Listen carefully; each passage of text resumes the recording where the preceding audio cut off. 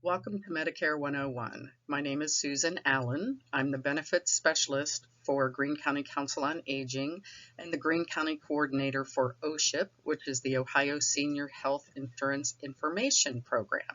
That's a mouthful, I know. We are not affiliated with any insurance companies, so we are trying to give you general information that you can use to decide what Medicare plans are best for you individually. This really is an individual decision that you need to make. So with that, let's get started. One of the first things we talk about is Social Security. People wonder, do I have to file for Social Security when I file for Medicare? No, you do not. They are two separate things.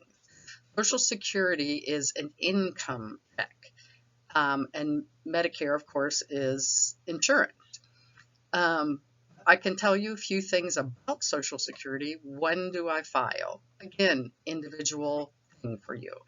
You can file at age 62. You can wait till your full age, which for me, I was born in 55. My full age is 66. And I can also wait until I'm 70. If I file early, I'm going to get less money. If I file later, I'm going to get more money. You really want to talk to Social Security to help figure this out. They are the experts.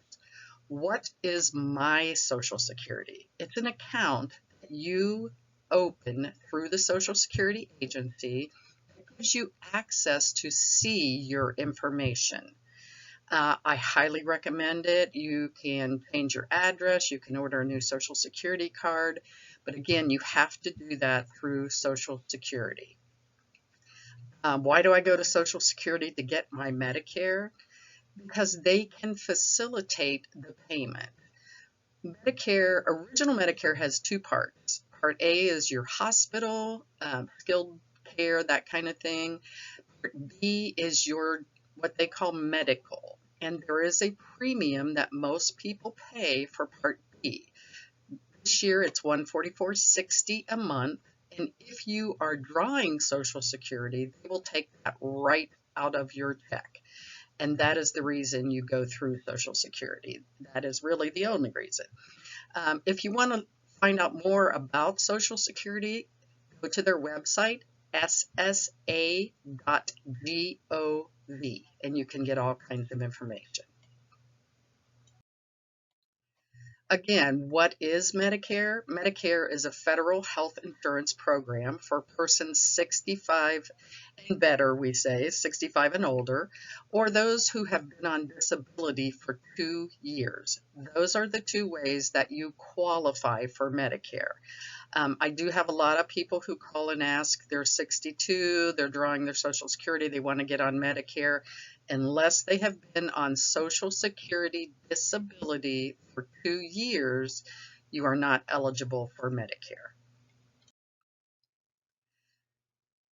Let's talk about two basic options.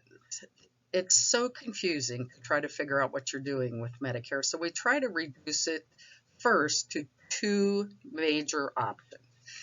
Option one, you would use your original Medicare card. And this is what I was talking about, Part A and Part B. If you are on Social Security, they're just going to automatically, when you turn 65, they're going to send you that card, and then you can decide what you want to do from there. Part A and B do not pay for everything. So there are copays and deductibles that you are still responsible for. That's where the secondary insurance comes in. You can buy what is called a Medigap or a Medicare Supplement insurance, and you buy that from an insurance company. And it will then, depending on the type of plan, and of course we can't make this simple, there's plan A, B, C, D, and so on. It will go back and pay some or most of those copays for you. But you are going to pay a premium up front every month to have that. If you have group health insurance or Medicaid, so let's say you are retired from Public Service, Ohio Public Service. Their insurance will act as your secondary insurance. So when you turn 65, you will still get your A and B. That would be all you need to do at that point. If you do not have retirement insurance, then you're looking at this option A. You're going to have original Medicare. You're going to buy a supplemental insurance, and then you would still have to also purchase a drug plan or a Part B plan. That is for your prescriptions. So on this option 1, you will have 3 cards. You'll have your original Medicare card, you'll have your secondary Medigap insurance. Those are the 2 cards you would give to the doctor or the hospital, and you would have your Part B card. Option 2 is the Medicare Advantage plans, or Part C. You will hear people talk about that.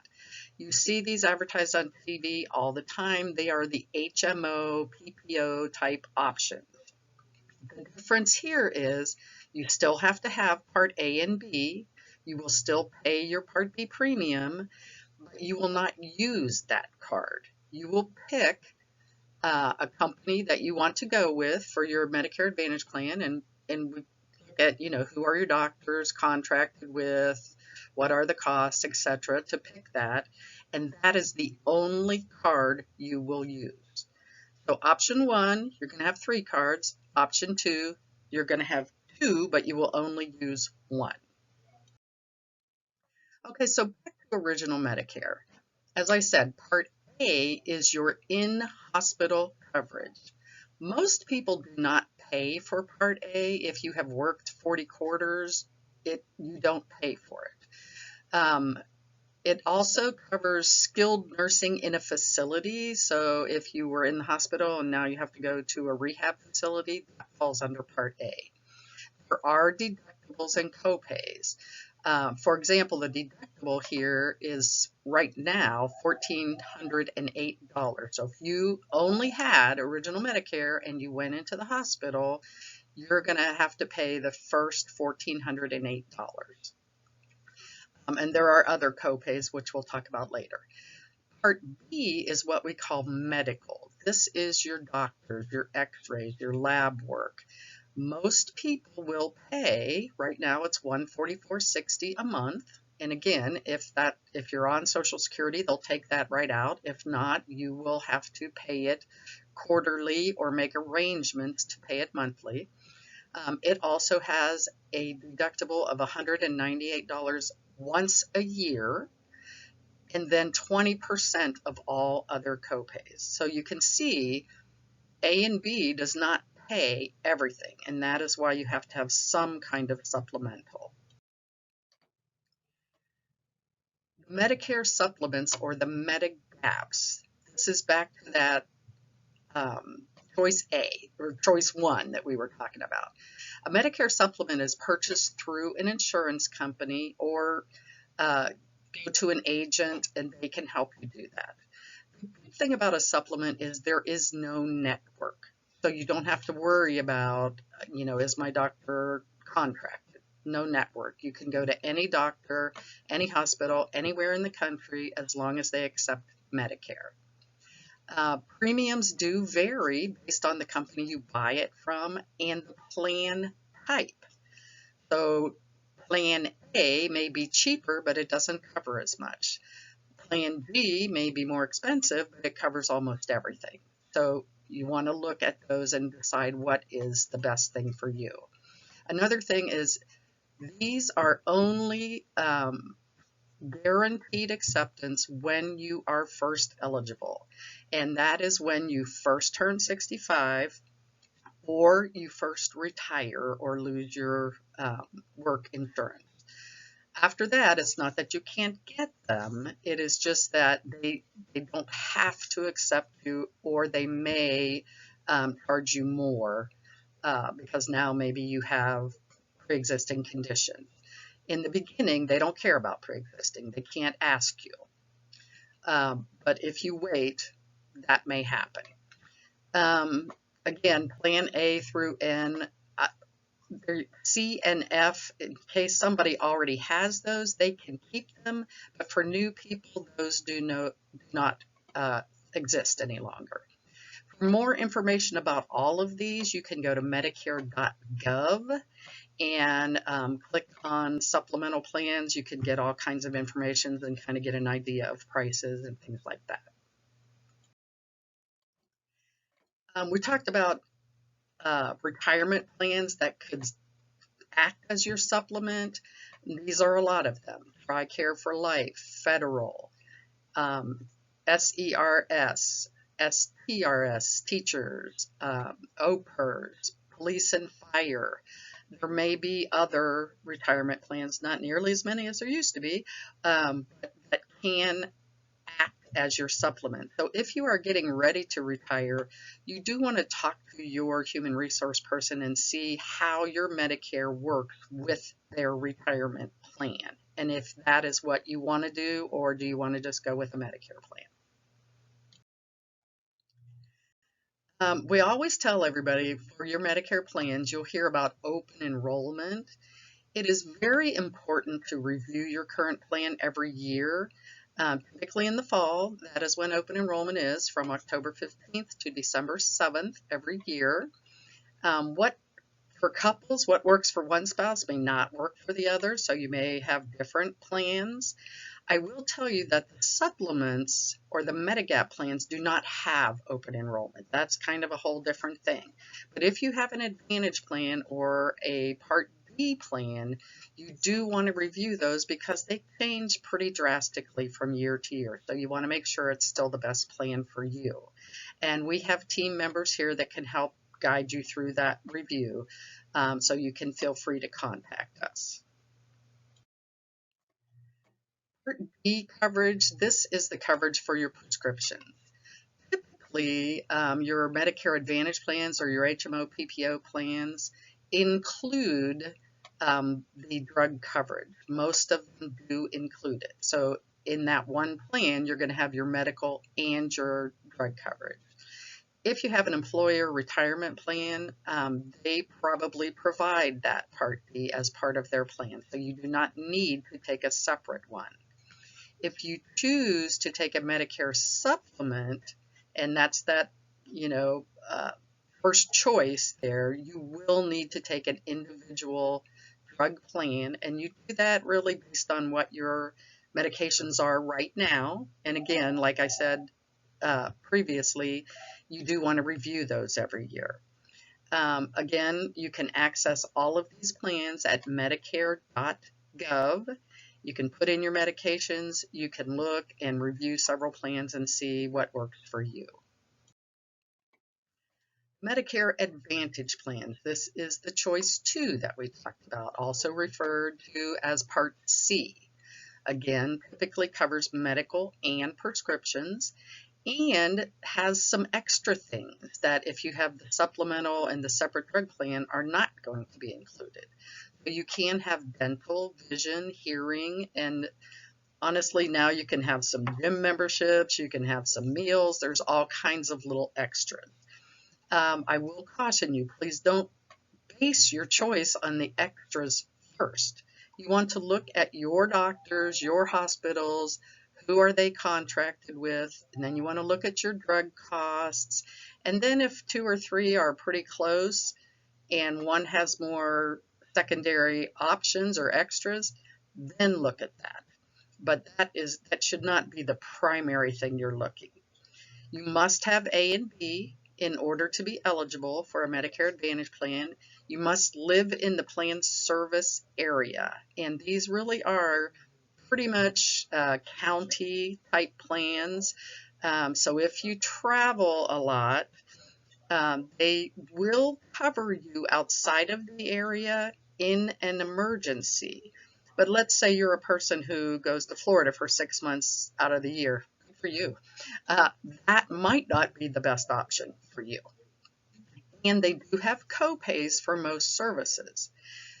The good thing about this option is a lot of them don't have any extra premium other than your Part B premium. So as opposed to the choice one, where you're paying your Part B premium, a premium for your supplement, and a premium for your drug plan, you may, on this option, only be paying your Part B premium, but you will have a copay for almost every service that you take, and you do have to be in network. Your enrollment periods for original Medicare is when you turn 65, when you're on Social Security disability for 24 months, or when you first retire or lose your work insurance and you're 65. You can do this up to 3 months after you turn 65, but I highly recommend that you apply for your Medicare 3 months before the month of your birthday. My birthday's in October. I'm going to apply in July, and it will be effective October 1st.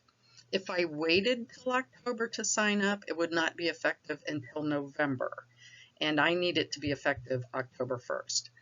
Your Part D, again, when you're first eligible for Medicare, you can sign up for that. If you qualify for Extra Help, which is a low-income program through Social Security, or if you move out of a service area, you have a special enrollment period, so you can pick a different plan, or of course during open enrollment in the fall. Medicare Advantage, pretty much the same thing when you're first eligible, when you move out of the service area, or during open enrollment.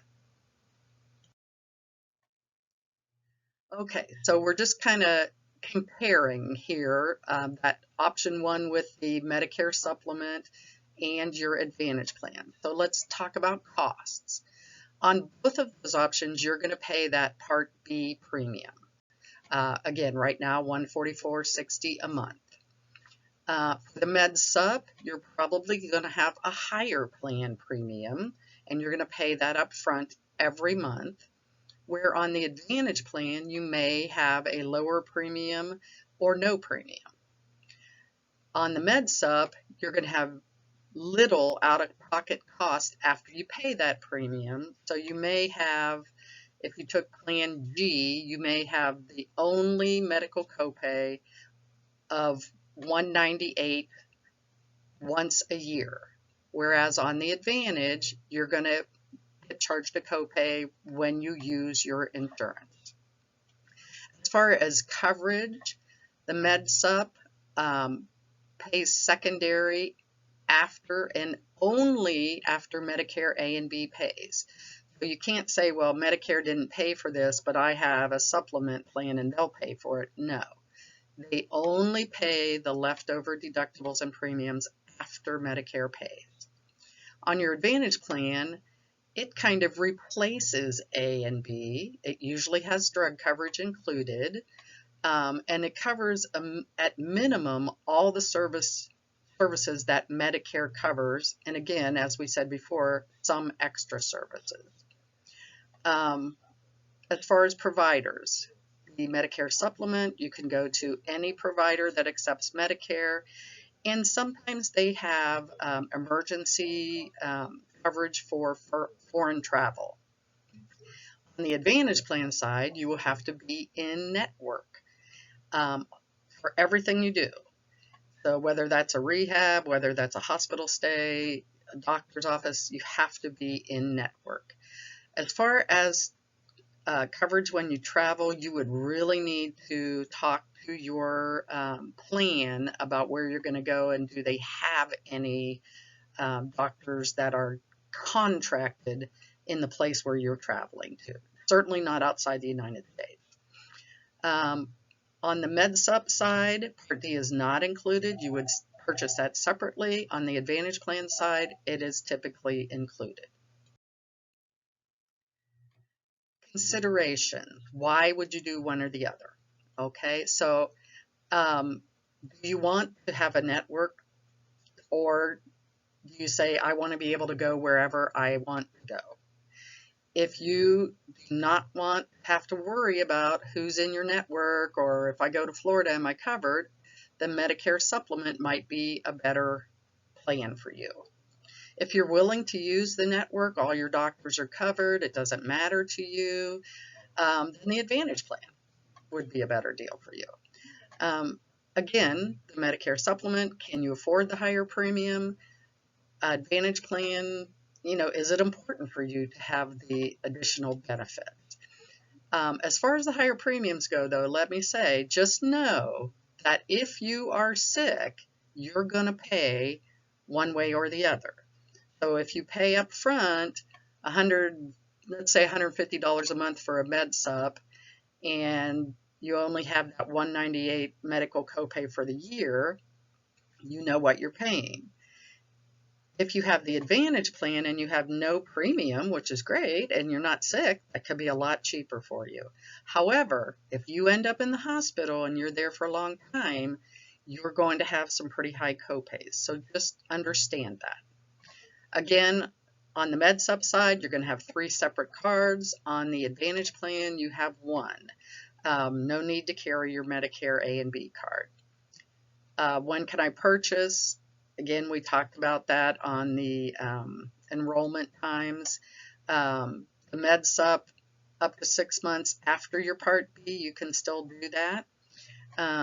Anytime, you can pretty much get a MedSup anytime, except for, as I said in the earlier slides, the guarantee issue period is only when you are first eligible. And again, the open enrollment for the Advantage plans is October 15th through December 7th, and you could have a special enrollment period if you move, that kind of stuff. Okay, for the basics, that's about it. If you have other questions, we are here. Contact the council, and we will be happy to walk you through and give you more individual ideas based on your doctors, your medications, that kind of thing. I hope this was helpful. Thank you for joining us.